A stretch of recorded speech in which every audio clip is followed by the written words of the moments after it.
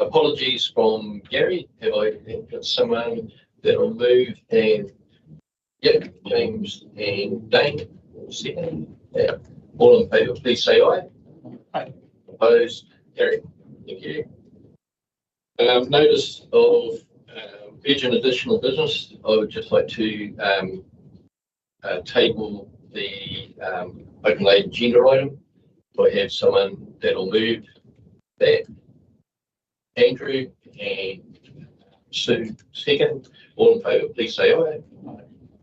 Opposed? Carried. Is there any urgent additional business that anyone else has? Fine. Oh, the minutes from.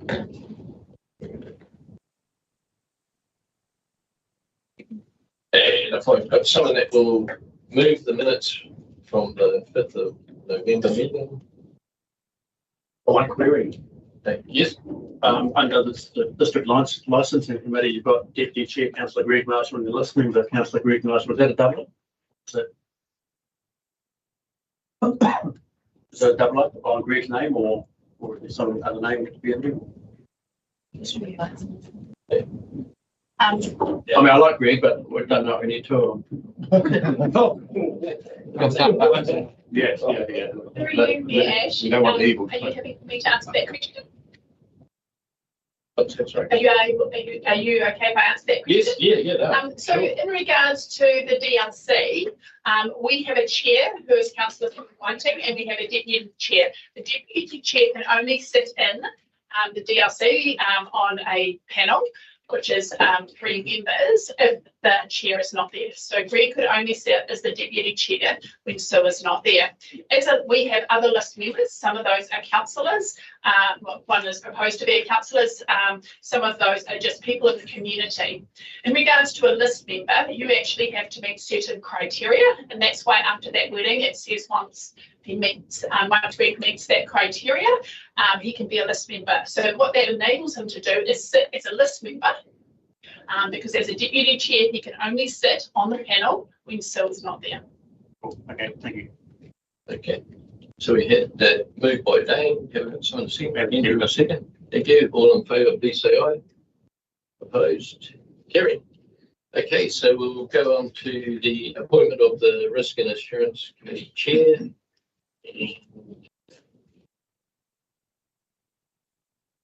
That is basically,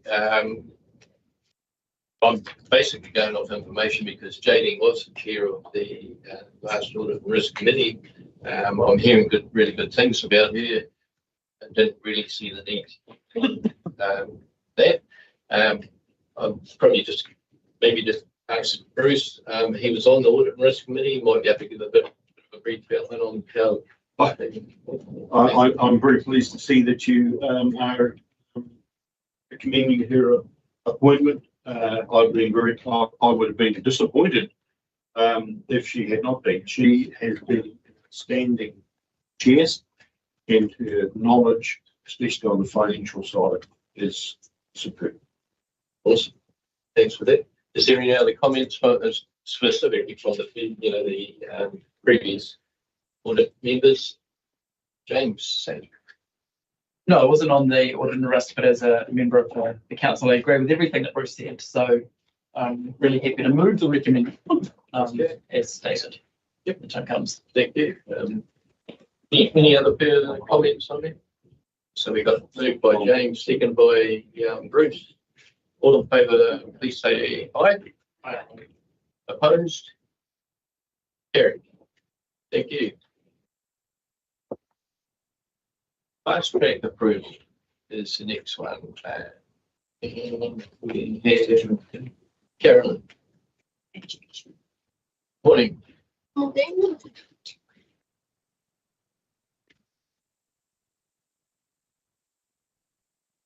Happy to summarise the fast track submission for everybody and then take questions.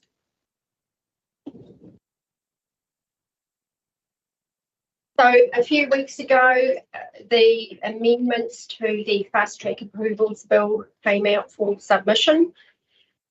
We only had 7 days to turn that around, hence the retrospective approval for the submission that was put in, signed out by Mania.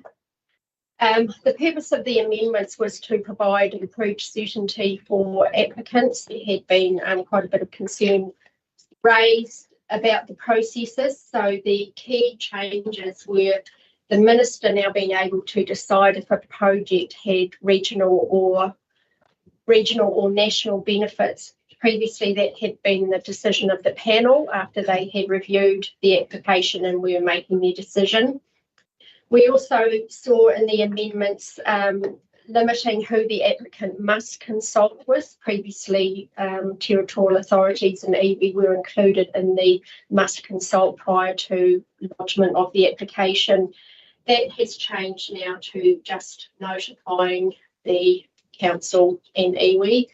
And what we don't know is, what does notification mean? Do you just get a letter saying that we're about to lodge the application, or do you actually get to see the whole application?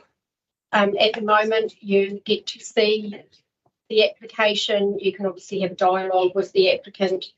So that's quite a big change for us.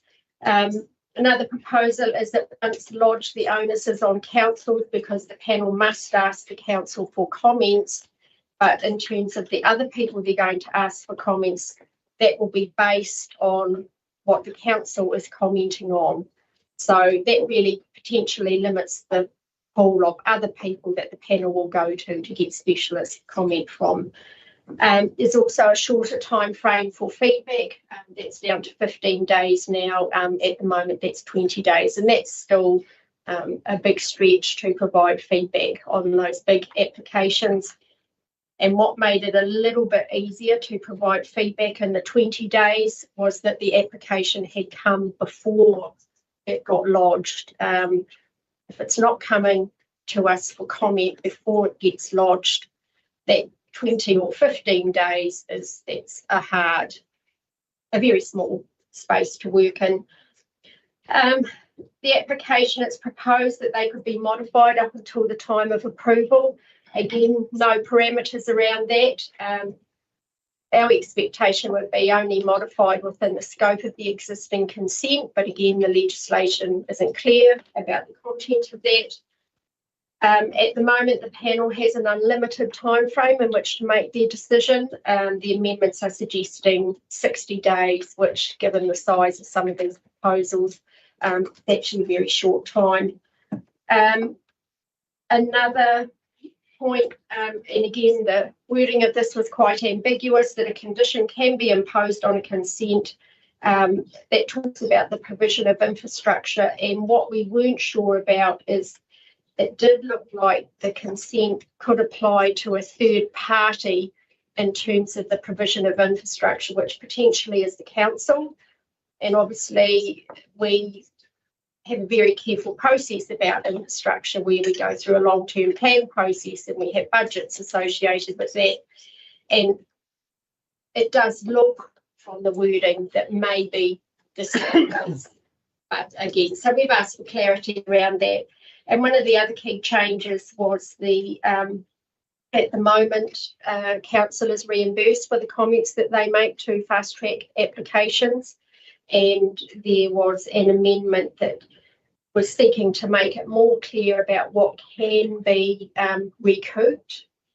And unfortunately, that process happens completely separately. It's in secondary legislation called regulations, so we won't see what's in that package, and we don't want the community to carry the costs of what's been, or of the comments we make.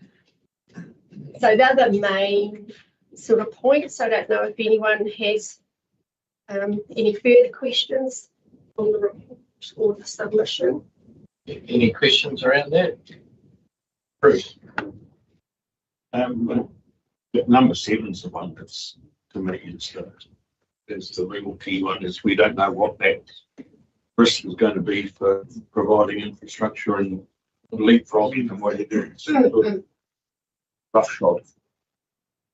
Yeah, and certainly a lot of other parties have asked for clarity around the endpoint.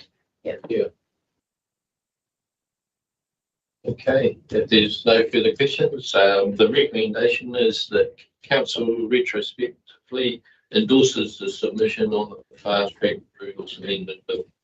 Do I have got someone that will, James Thomas, thanks James, and someone that will speak the next, Sue, thank you.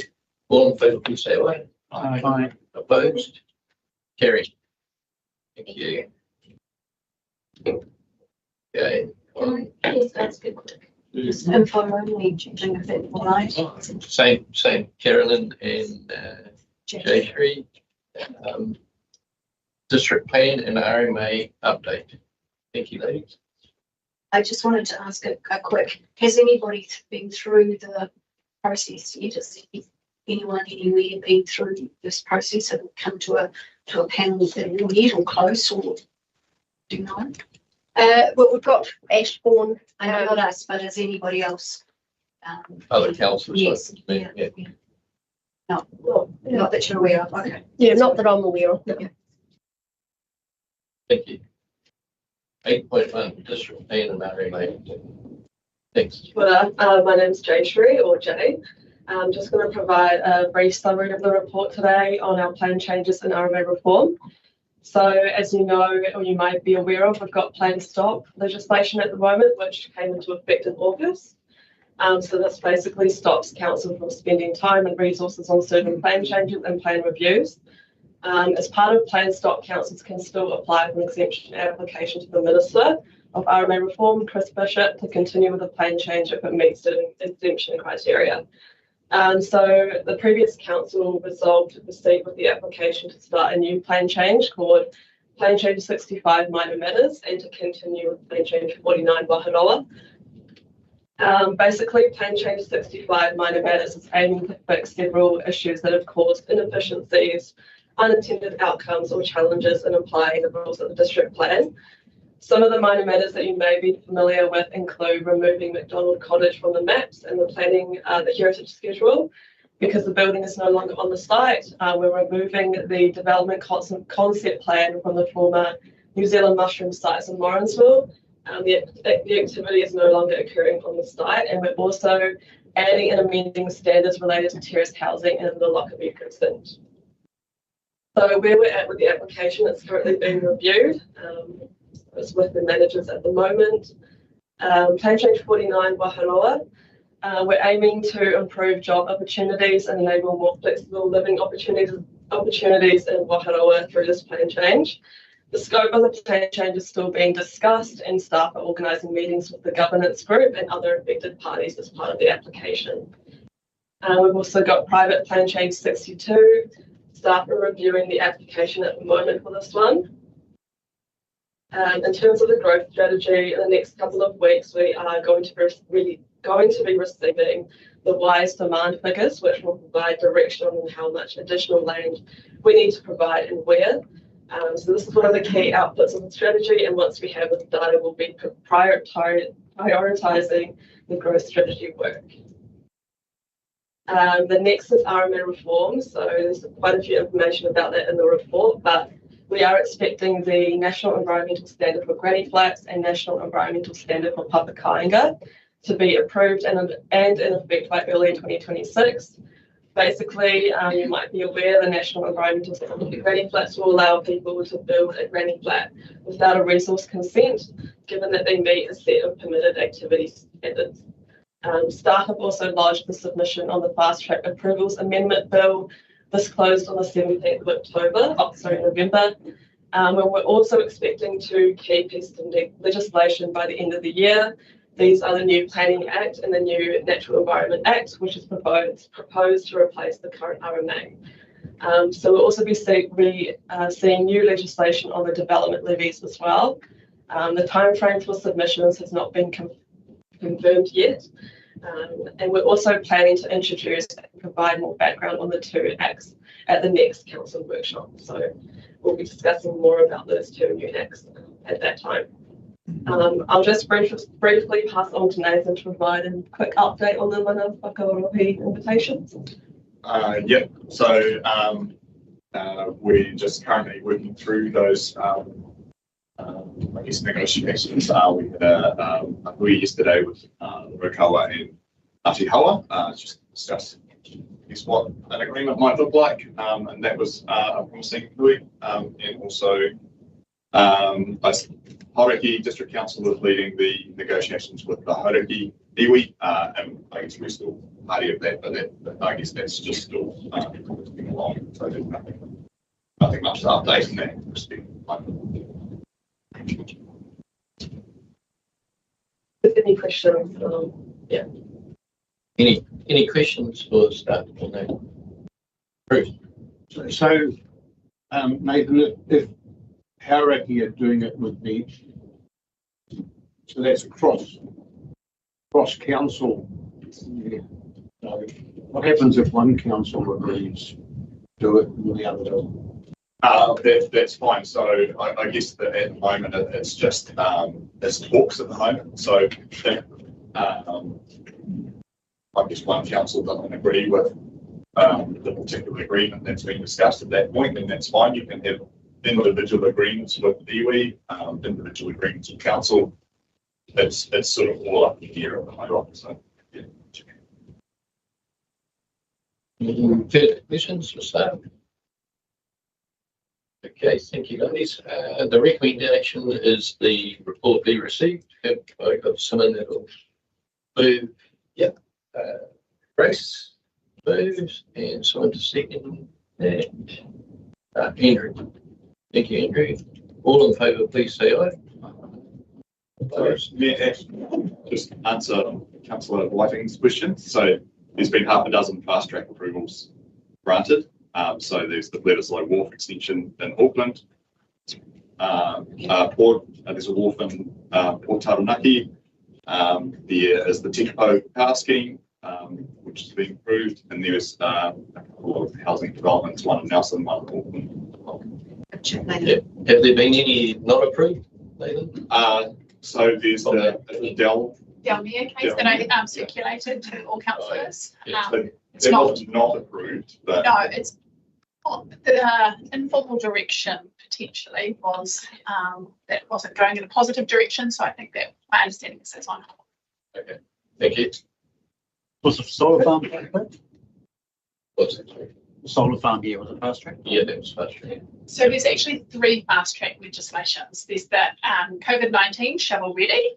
Then there was the fast track under the Natural and Built Environments Act that was repealed, but that part stayed until such time as they did the Fast Track Approvals Act. They are generally the same, but they do have little tweaks and changes that are a little bit different, but the whole concept is the same. Thanks, Helen. Have I got someone that'll move us into public exclusion?